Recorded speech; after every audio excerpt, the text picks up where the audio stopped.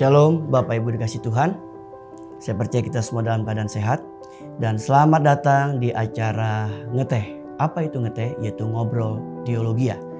Tujuannya adalah supaya setiap para pejabat di DKI memahami pengajaran dasar GBI yang sudah kita ketahui selama ini. Untuk itu, selamat mengikuti tayangan ini seperti kita menikmati secangkir teh dengan santai. Tuhan memberkati.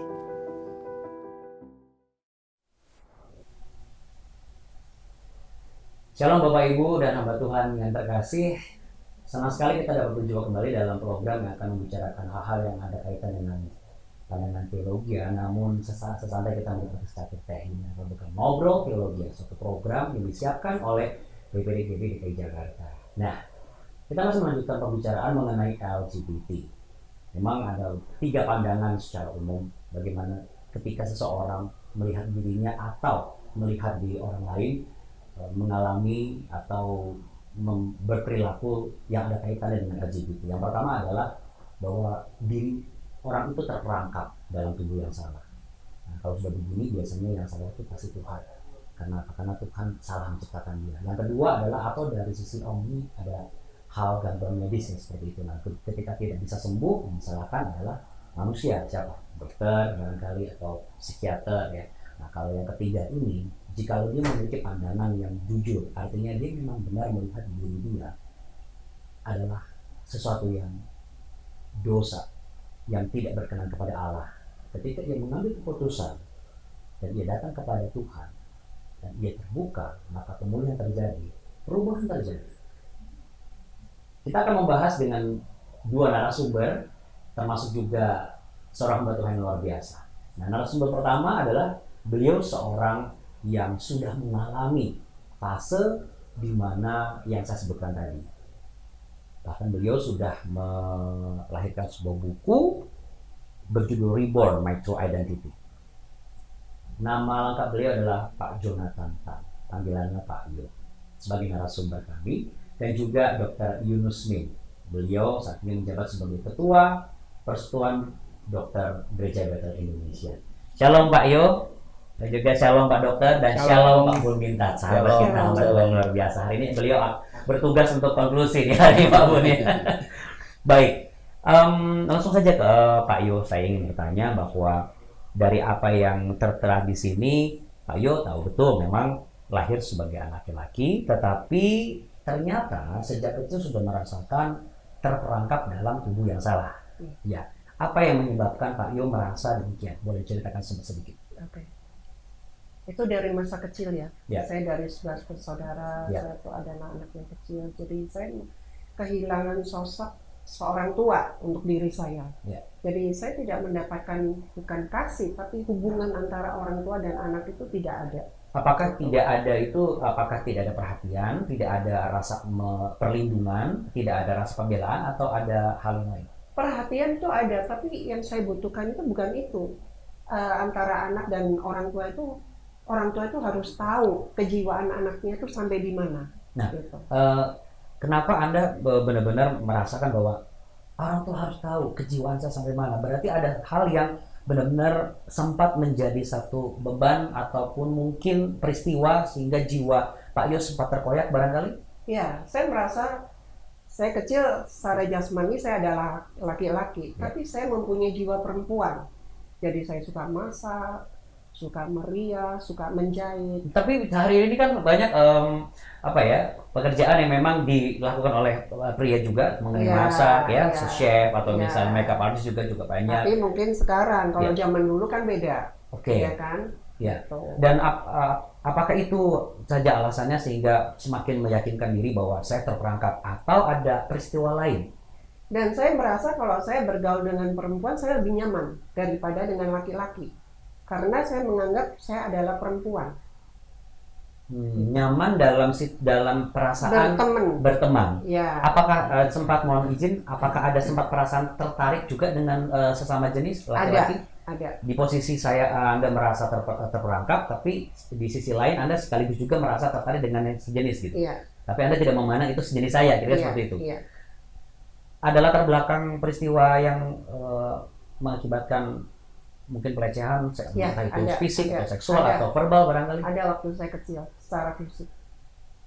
Dan itu semakin membuat Pak Yo yakin bahwa memang saya harus seperti itu. Ya, dan itu membuat saya tuh ada luka ya dalam diri saya, ada kepahitan dalam diri saya. Sudah sempat Kenapa bertobat saya apa terbuka? laki-laki tapi diperlakukan begitu? Sudah mencoba terbuka untuk kepada ayah atau Nggak mungkin saya akan cerita sama orang tua saya karena saya sama orang tua itu nggak bisa dari hati ke hati. Lalu kemana Pak Yo melarikan semua pertanyaan itu? Kepada diri sendiri lagi. Apa yang Pak Yo lakukan? Ya, apa yang saya inginkan saya lakukan. Seperti apa? Saya inginkan saya lakukan. Sampai keputusan terbesar itu terjadi. Ya, akhirnya waktu usia saya 18 tahun saya ngambil kesimpulan saya harus menjadi perempuan. Saya operasi payudara dulu. Usia 21 tahun baru saya operasi lagi yang kedua, saya operasi kelamin untuk menjadi perempuan. Dan itu dilakukan, itu butuh biaya yang sangat besar loh Pak. Ya. Apakah memang, mohon maaf, latar belakang Anda mencukupi untuk melakukan itu, atau akhirnya Anda melakukan apa saja demi meraih itu? Waktu yang kedua saya operasi itu, operasi kelamin, keluarga saya udah menyetujui. Iya, mereka. Ketika keluarga menyetujui, mohon maaf, apakah Pak Yo merasa bahwa benarkah ini jawabannya, atau justru Pak Yo juga sempat merasa bahwa kenapa kok kalian menyetujui juga gitu? Ada nggak tersentuh perasaan itu? Saya pikir itu adalah pilihan saya. Dari kecil saya emang pengen jadi perempuan. Itu adalah harapan saya, itu adalah cita-cita saya. Jadi saya pengen hidup saya itu benar-benar menjadi perempuan, nggak setengah-setengah. Saya merasakan kalau saya jadi perempuan, hidup saya itu udah tenang.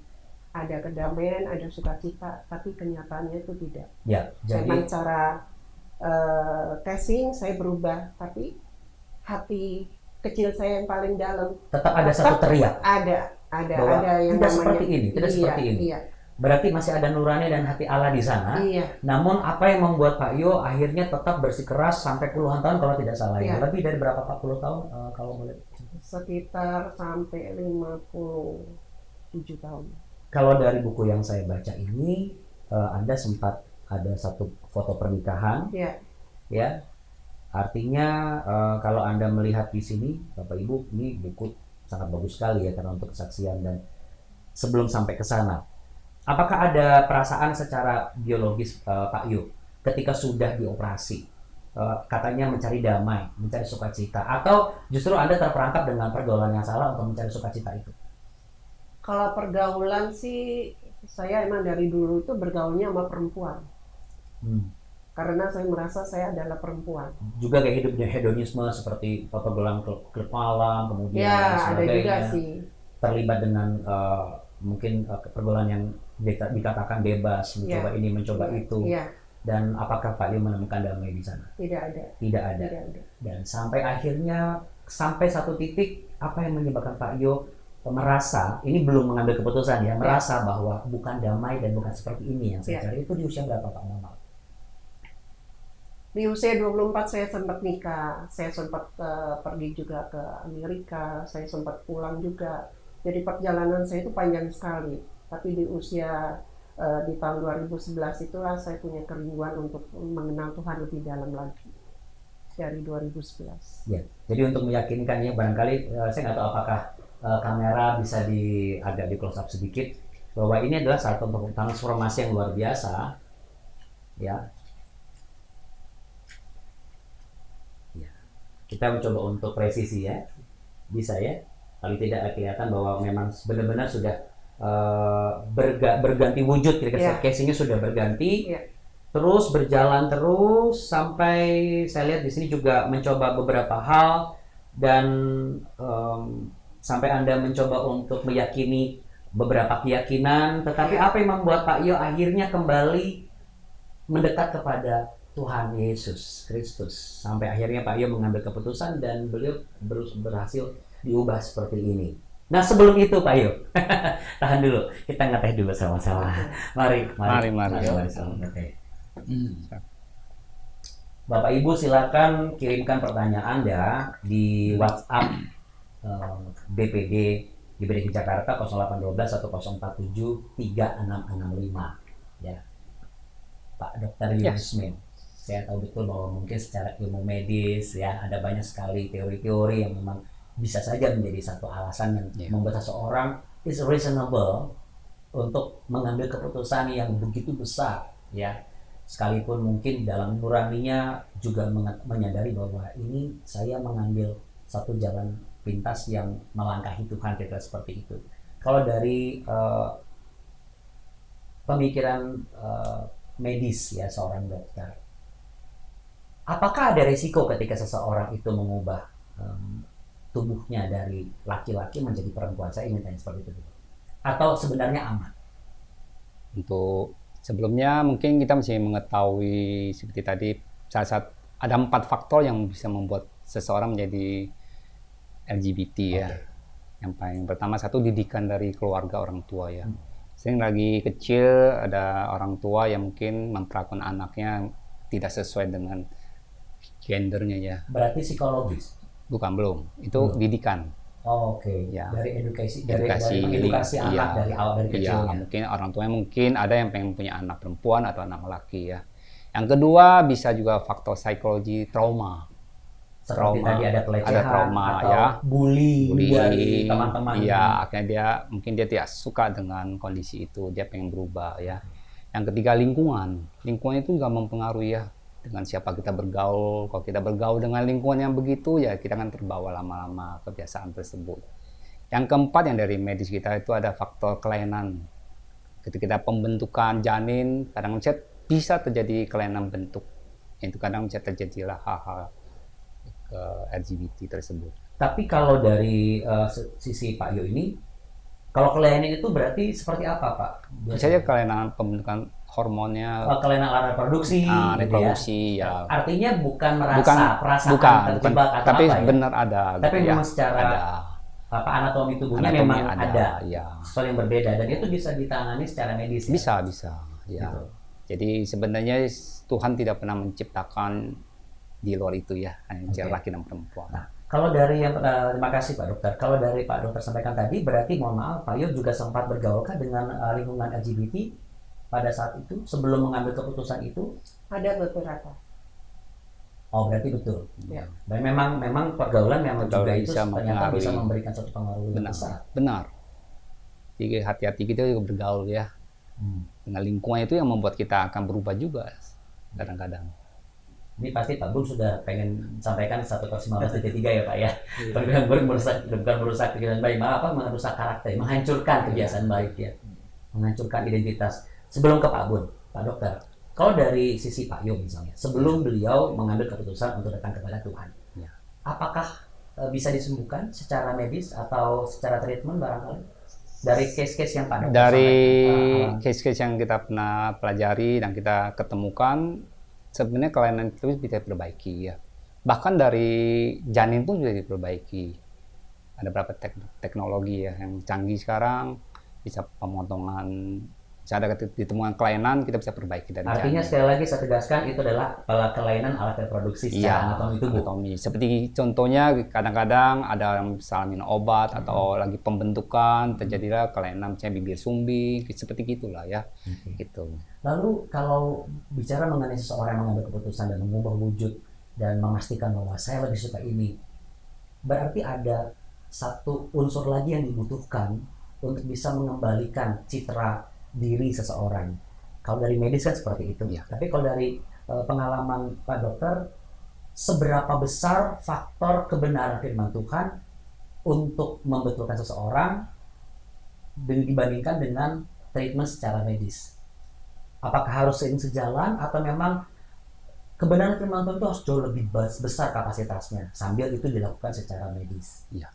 Seperti kita ketahui, Allah itu sumber segala pengetahuan. Jadi Allah itu, Tuhan Yesus itu melebihi dari segala ilmu pengetahuan kita ya. Jadi ya kita mesti kembalikan lagi ke firman bahwa Tuhan tidak pernah menciptakan di luar tersebut. Jadi kalau seandainya kita ketemu hal-hal begitu, ya kita bisa diobati ya. Tetap diminta pertolongan Tuhan ya. Karena Tuhan yang menciptakan segala kita seperti wujudnya ya. Jadi sekalipun kita seorang dokter, tidak boleh serta-merta bahwa saya Tuhan atas pasien saya, kira seperti itu ya. Tetap seorang dokter pun harus menyadari bahwa di atas dokter ada satu dokter segala dokter. Jadi kelainan tersebut bisa diobati sebenarnya. Bisa diobati Bisa. dan sudah terbukti. Bukti, ya. Berarti saya mau tanya langsung ke Pak Yo kembali lagi. Pak Yo, keputusan Pak Yo untuk akhirnya menyadari bahwa kan nggak mudah loh. Saya kalau berimajinasi menjadi Pak Yo itu nggak mudah ya. Iya. Dari puluhan tahun sudah dengan identitas yang baru, perjuangan begitu besar, tekadnya bulat, ibarat seperti itu sampai bisa meyakinkan keluarga, sudah disupport lagi artinya sudah ada pengakuan. Berarti kan sudah ada yang mendukung Ya. gitu, seperti itu ya. Apalagi gitu. Tapi apa yang membuat Pak Yo akhirnya realize, menyadari dan juga keputusannya besar juga. Ternyata perjalanan hidup saya itu salah. Dan kebenaran itulah yang membuat saya itu berubah. Kapan itu Pak? Mengambil keputusan. Januari 2018. Apa yang Pak Yo dengar? Firman Tuhan kah? Atau pujian kah? Atau ada Ya, satu hadirat waktu Tuhan yang Pak Yo alami? 2017 saya juga dapat ayat emas, dan waktu itu saya udah pelayanan di tempatnya Pak Gilbert. Saya dapat ayat emas di Yakobus 5:16. Ya. Hendaklah kamu saling mengaku dosamu dan saling mendoakan. Doa orang benar besar kuasanya. Saya merasa saya belum menjadi orang yang benar. Meskipun dosa udah tidak saya lakukan, tapi saya masih pakai identitas palsu. Kan semua orang tidak tahu identitas saya. Mereka lihatnya saya secara mata begini, lihat saya perempuan. Tapi secara jasmani, secara rohani saya itu adalah laki-laki. Itu yang membuat hidup saya itu tidak ada kedamaian dan sukacita itu tidak ada. Pak Jadi Yo, itu harus saya lepaskan. ini menurut saya luar biasa karena gini, karena tidak mudah untuk melembutkan hati yang keras, betul ya Pak? Ya. Sekarang saya ke Pak Bun dulu sebentar. Pak Bun minta dari sisi hamba Tuhan, apakah semudah itu seseorang menyadari kesalahannya ketika dia sudah mengeraskan hatinya puluhan tahun? Ya, kalau dari segi jiwa yang sudah rusak memang tidak mungkin. Tetapi karena Tuhan memberi terang kebenaran itulah yang memberikan sebuah kesadaran bahwa ini tidak benar. Gitu. Terang kebenaran itu yang menyinari batinnya itu dari Tuhan. Sebentar, Ketika dia mendengar firman Allah. Pak Yo dulu sudah Kristen, Dulu saya masih Kristen KTP. artinya belum dekat dengan Tuhan, Iya. lalu hanya menjauh dari Iya. Tuhan dan mendekat lagi. Iya. Ke Pak Bun minta. Banyak orang sudah ke gereja, bahkan mungkin istrinya atau suaminya hamba Tuhan, sudah sering dengar firman Tuhan.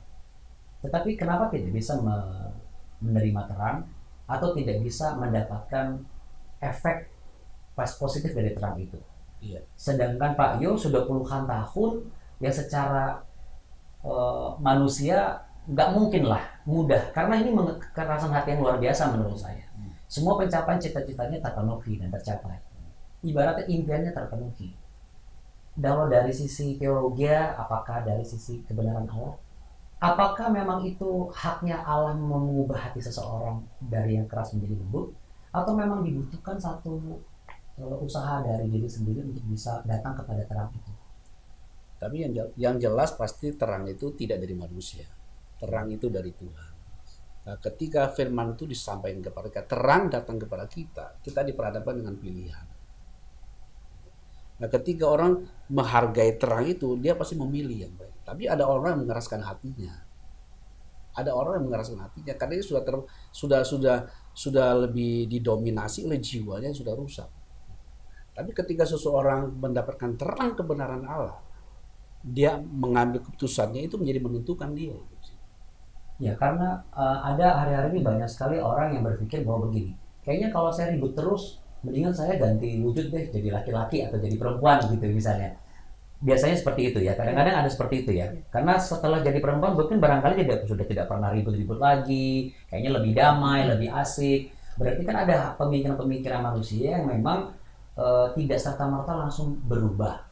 Kalau dari Pak Bun minta, bagaimana caranya agar seseorang itu bisa sampai ke satu tahap menyadari dan sanggup untuk mau melepaskan segala akar kepahitan dan juga mengakui betapa rusak jiwa saya dan juga betapa dalam saya sudah jatuh. Karena ini kan tidak hanya butuh pengampunan diri sendiri nih, pengampunan ke orang lain juga pasti butuh, betul ya Pak Yo? Karena kan menyimpan luka, ada pelecehan seksual, ada bullying, ada kekecewaan, ada sakit hati dan lain sebagainya, itu sudah tergores. Bagaimana Pak Bun untuk bisa seseorang tuh benar-benar bisa mengalami itu? Jadi ketika kita diperhadapkan dengan Injil kebenaran, kita mengatakan ketika kita bersedia membuka hati menjadikan Yesus sebagai Tuhan Juru Selamat dengan hati kita yang tulus terbuka, Maka ketika kebenaran itu kita terima, dia melahirkan kita jadi ciptaan baru. Ini identitas baru yang kita terima gitu. Tapi ketika kita seseorang mendengar firman Allah tidak pernah memberikan sebuah respon, hanya pengetahuan logika saja, tidak ada perubahan. Tapi ketika dia meresponi dengan segenap hati, terutama di segi esensi ini, menjadikan Yesus sebagai Tuhan dan Juru Selamatnya dengan segenap hatinya, mengaku dengan mulut Yesus adalah Tuhannya, dia pasti mengalami sebuah transformasi dari batin. Tidak mungkin tidak. Roh Allah pasti melahirkan dia kembali. Ketika rohnya lahir kembali, maka jiwanya akan mulai dicerahi. Dengan dia belajar firman Allah mulai terbuka. Oh, ternyata saya yang ini. Apalagi ditambah lagi ketika dia menerima kebenaran-kebenaran Kristus menjadi identitas dirinya. Dia akan hidup dengan kebenaran yang sangat luar biasa. Nah ini luar biasa, ini menarik. Saya tertarik dengan Pak Yo pada saat pertama kali pelayanan di Pak Gilbert itu, mohon izin, apakah sudah mengalami transformasi atau itu dalam proses Dalam menuju proses. kepada pengambilan keputusan untuk kembali kepada identitas sebenarnya? Masih dalam proses. Wah ini luar biasa Pak. Jadi proses saya itu selama 7 tahun. Jadi Anda memilih untuk melayani Tuhan, Ya. sekalipun Anda merasa mungkin bisa saja kan diri ini menghakimi diri sendiri. Iya. Iya. Pernah nggak Pak Dr. Yunus bertemu dengan seorang pasien yang susah sekali di ibaratnya begitu rumah. keras pendiriannya, begitu keras wataknya sehingga ia secara psikologis kayaknya nggak bisa ini di treatment gitu, diajak ngobrol gitu loh. Pernah nggak mengalami itu? Pernah. Di kedokteran kita ada satu istilah krisis identitas juga ya istilahnya. Di mana itu suatu periode transisi ya, yang sulit ketika dia tampaknya menekan di jiwa dia sehingga dia cemas, dia ingin sekali berubah tetapi nggak bisa gitu. Apakah itu hanya kasus LGBT atau itu Kadang-kadang- semua yang rata-rata begitu? Kadang-kadang ada juga? kasus penyakit pun bisa ya. Dia mungkin mengalami penyakit kronik yang tidak bisa disembuhkan atau seperti kanker ya. Dia kan mengalami krisis juga. Cuma kalau yang saat kita bahas itu krisis identitas ya, gitu. Ada Termasuk satu juga dengan rumah tangga yang normal barangkali juga ada mengalami krisis identitas juga. bisa kadang-kadang ya bisa merubah dia karena dia trauma, kan salah satu penyebab LGBT trauma ya. Berarti sama juga case-nya, hanya beda ini ya, tapi Iya. ini lebih ke LGBT-nya sekarang LGBT-nya, kita bahas. iya. Lalu biasanya kalau dari langkah sebelum masuk ke firman Tuhan, dari teman-teman dokter apa yang dilakukan untuk bisa sebagai trigger untuk dia mau melangkah satu langkah ke depan dan menerima firman? Ya kita mesti kembalikan ke dia lingkungannya dulu ya. Lingkungan yang baik itu kan membuat dia lebih baik ya. Keluarga berarti. Iya, dari keluarga, ada dari lingkungan dia bekerja, dari komunitas dia ya. Komunitas yang benar. Itu akan membentuk dia kembali ke arah yang baik. Benarkah pelayanan bisa membentuk dan menggiring seseorang yang dalam proses pemulihan jiwa sehingga dia menguatkan diri dia untuk masuk tetap ke Sebagai salah satu pemicu bisa. Karena gimana pun juga kan pergaulan buruk merusak kebiasaan yang baik. Jadi kalau kita ikut dengan orang suka melayani, lama-lama dia akan mempengaruhi kita dari cara berbicara, cara berputusan, kosakata yang digunakan, itu kan mulai jiwa kita merekam. Itu bisa mempengaruhi dan Tuhan bisa bekerja melalui itu juga. Oke, sampai Tuhan gitu, Pak Yu, karena Anda merasa terjebak. Ya. Ada yang merasa terjebak yang menyalahkan Tuhan. Ya. Pak Yu sempat menyalahkan Tuhan. Sempat. Lalu kalau menyalahkan Tuhan kan nggak gampang ya. Tuhan kok jahat sama saya. Lalu apa yang membuat Pak Yu akhirnya kok sudah menyalahkan Tuhan, tetapi tetap akhirnya mau datang kepada Tuhan Ya. dengan proses 7 tahun sampai akhirnya nanti mengambil keputusan. Ya. Ada satu firman di Matius 6:33, tetapi carilah dahulu kerajaan Allah dan kebenarannya. Itu saya mencari kerajaan Allah dan kebenarannya. Jadi nggak lari ke yang lain, Tidak, nggak lagi lari Tidak. apa dengan Tidak. kesukaan sendiri, Tidak. kegiatan apa gitu, tidak, atau begadang dan teman-teman lagi udah nggak. tidak. Bener-bener fight. Benar-benar itu selama 7 tahun. Dan saya yakin 7 tahun itu juga tidak mudah, ada orang-orang yang Iya. meragukan juga. Benar. Apa yang Perjuangan. menguatkan Pak Yu? Ya, firman aja yang menguatkan saya, kebenaran aja yang menguatkan saya. Kan ada di Yohanes 8:32, dan kamu akan mengetahui kebenaran dan kebenaran itu akan memerdekakan kamu. Amin. Itulah. Jadi saya udah mendapatkan kebenaran itu. Jadi hidup saya merdeka. Jadi masa lalu saya itu udah selesai, nggak ada lagi.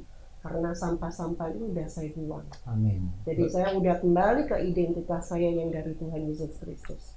Terserah orang mau ngomongin saya apapun, saya udah nggak peduli. Saya tetap pandang Tuhan aja, saya tetap pandang salib. Karena hanya Tuhan aja yang bisa memulihkan saya. Menyelamatkan hidup saya hanya Tuhan Yesus Kristus Tidak ada Tuhan yang lain. Amin. Saya jadi ingat Ibrani pasal 12 tuh, pasal ayat 1 sampai yang terakhir. Ya bahwa ayolah kita tinggalkan semua beban dosa kita, kan banyak awan yang memilih kita sebagai saksi kan, arah pandangan kepada Yesus. Berarti sekarang dalam proses kejarlah kekudusan, kita seperti itu ya. Benar. Dan berusaha damai dengan diri sendiri. Pak Bun minta langkah praktis benar harus baca firman Tuhan setiap hari. Atau harus ada bimbingan dan mentor untuk bisa mengarah ke arah sana, khusus untuk case LGBT seperti ini. Memang bisa baca firman Tuhan, tapi kalau tidak ada keinginan kan nggak bisa. Kalau keinginan bisa muncul karena ada informasi. Kita kadang-kadang bisa punya keinginan karena ada informasi. Ketika informasi komplit, kita diperhadapkan dengan pilihan. Ketika kita tahu mana yang menguntungkan, kita pasti pilih yang menguntungkan dasarnya. Nah, ketika kebenaran disampaikan kepada kita diberikan sebuah penerangan yang benar yang ini gitu loh. Yang benar ini. Nah, ketika kita menerima firman ini, kita belajar, kita baca, tentu memang harus dibimbing juga. Kalau tidak semua orang kan seketika langsung dewasa. Kita mulai dari bayi semua. Bayi harus dibimbing. Salah satu sikap pandangan teologis GBI adalah percaya bahwa Yesus benci dengan dosa, tetapi Yesus tidak pernah membenci orang yang berdosa. Ya, mengasihi orang berdosa. Betul ya. Sehingga apapun dalam seseorang yang diperbudak, baik itu entah dalam kasus lesbiannya, gaynya, ya, ataupun biseksualnya atau transgendernya, itu adalah mereka dikuasai oleh roh perbudakan. Iya, betul. Jadi kalau saya boleh ngomong, apapun sumber yang memicu terjadinya gay atau lesbi, itu kan sesuatu memprogram jiwanya, gitu. Membentuk jiwanya, softwarenya ini, gitu. Sehingga dia jadi rusak. Dan sebab itu ketika kita membuka hati dengan firman Tuhan, beri software yang baru. Software yang baru itu kebenaran yang firman Tuhan. Bagaimana sikap gereja Bacaan Indonesia sebaiknya menurut Pak Bun untuk case-case seperti ini? GBI jelas bahwa LGBT itu tidak benar. Tidak benar. Tidak bisa dibenarkan dalam bentuk kasus pandangan apapun. Sebab firman Tuhan sudah terang menyatakan Tuhan tidak ciptakan setengah-setengah pria, wanita. Mohon izin, Pak Dokter, apakah Anda setuju untuk hal ini? Ya, setuju. Seperti kita disampaikan, Tuhan tidak pernah menciptakan di luar itu ya.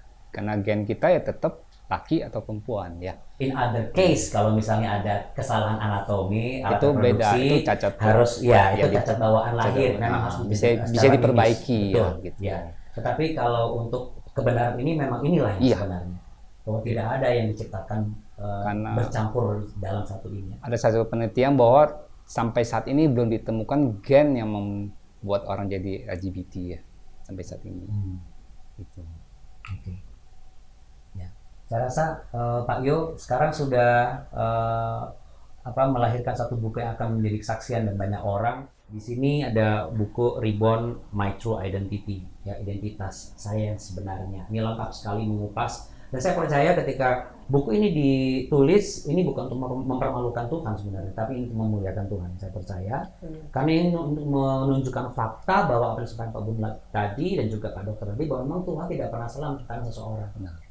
Ya, ketika yang kita hanya dua, satu laki-laki, satu perempuan.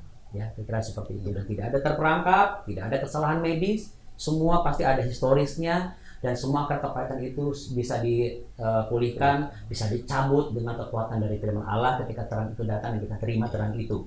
Dan gereja harus benar-benar bisa memiliki rasa empati, tetapi kita tegas mengatakan bahwa LGBT itu adalah dosa. Dan bukan satu hal yang bisa dianulir atau kompromikan. Kira-kira seperti itu ya. Bisa permisif. Tidak ada permisif. Oke. Nah, selain ini, juga ada buku ini, Sikap Teologis Gereja Bethel Indonesia. Tetapi saya percaya kalau ada pertanyaan-pertanyaan yang lebih lanjut, Anda bisa tuliskan melalui WhatsApp di 0812 atau 0473 665. Satu rasa bersyukur saya bisa bertemu dengan kalau Pak Minta selalu bersama dengan saya, hamba Tuhan luar biasa. Dua narasumber tambahan ini luar biasa sekali spesial, Pak Dr. Yunus Min dan juga Pak Iyo. Pak Dr. Yunus Min, terakhir, apa yang bisa Anda sampaikan untuk yang menyaksikan program Ngeteh kali ini? Ada kaitan dengan LGBT, mungkin apa langkah preventif secara medis atau bagaimana? Silakan. Ya, kalau misalkan di keluarga kita atau saudara atau teman-teman kita yang mengarah ke arah LGBT, jangan kita berkecil hati ya, tetaplah kita berdoa kepada Tuhan, yang kita rangkul dia. Kalau emang ada kelainan yang bisa kita bantu, ya kita bawa dia ke dokter atau apa, arahkan dia ke arah bahwa LGBT bisa dipulihkan, disembuhkan. Ya. Dokter yang artinya benar-benar dokter yang kenal firman Tuhan ya gitu ya.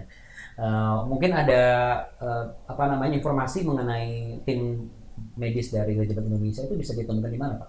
Setiap rumah sakit besar yang penting ada dokter bedah, psikologi itu ada ya, semuanya bisa dikerjakan. Bisa ya dikerjakan. Iya. Ya? Baik. Mereka bisa berkonsultasi ya, mungkin ada beberapa tahapan, mungkin mesti ke psikiatrinya dulu, baru nanti ke dokter bedahnya ya. Ya. Dan yang pasti Dokter Yunus juga setuju LGBT itu sesuatu yang salah. Iya. Ya. Dan prinsip tegas bahwa Allah menciptakan laki-laki dan perempuan. Pak Yo, terakhir, apa yang bisa Pak Yo sampaikan kepada menyaksikan program ini? Dan saat ini saya juga masih berjuang. Jadi perjuangan saya nggak sampai di sini aja. Yes. Perjuangan saya sampai Tuhan panggil saya. Dan saat ini pun saya juga lagi ngambil sekolah di penginjalan Betalian di Petamburan. Jadi saya mau belajar lebih mengenal Tuhan nanti. Biar hidup saya tuh bisa menjadi kesaksian orang banyak. Amin. Dan banyak yang diselamatkan.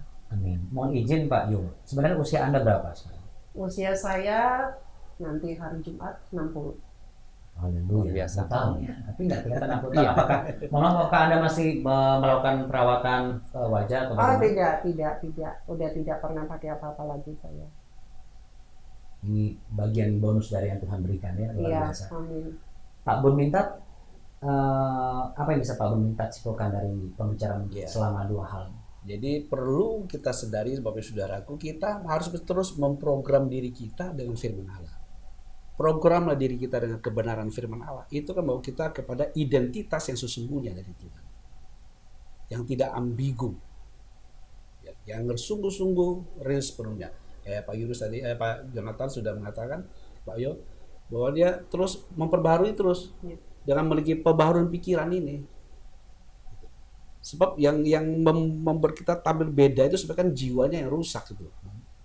Menggunakan tubuh ini menampilkannya. Tapi ketika kita mau perbaharui dengan firman Allah, kita akan jadi seperti Tuhan firman Tuhan katakan. Karena kita jelas mengatakan, barang siapa dalam Kristus Yesus adalah ciptaan baru. Lihatlah, yang lama-lama telah berlalu, lihatlah yang baru sudah datang. Sudah ada. Kita ciptaan baru. Program diri kita. Karena bagaimanapun juga apa yang di hati, di pikiran kita itu yang muncul keluar. Jadi kalau hati kita isi firman Tuhan, sekalipun lagi suntuk, sekalipun lagi rusak, maka itu yang akan yang masuk dan dia akan memproses sendiri. Betul, dia akan sendiri. membersihkan kita, memberikan karakter yang baru, berikan sense yang baru, mental yang baru, feeling yang baru. Dia bisa ubah semua. Termasuk bisa pengaruhi fisik.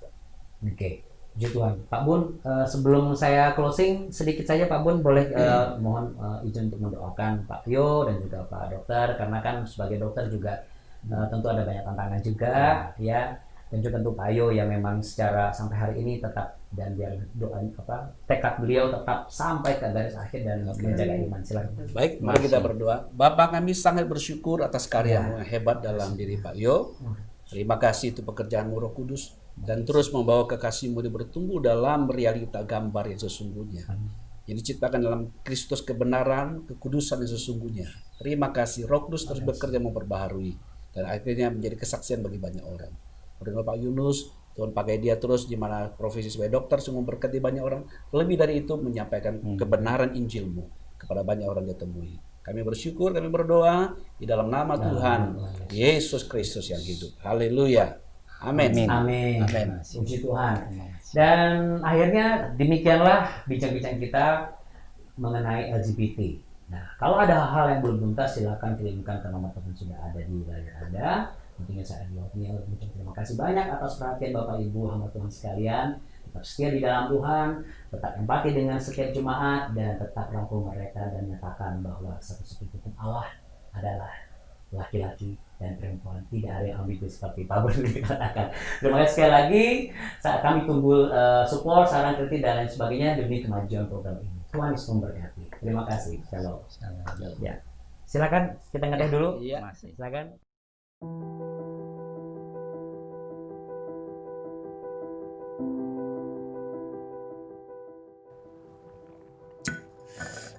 Puji Tuhan, Bapak Ibu terima kasih telah mengikuti tayangan Ngeteh saat ini, Ngobrol Teologia.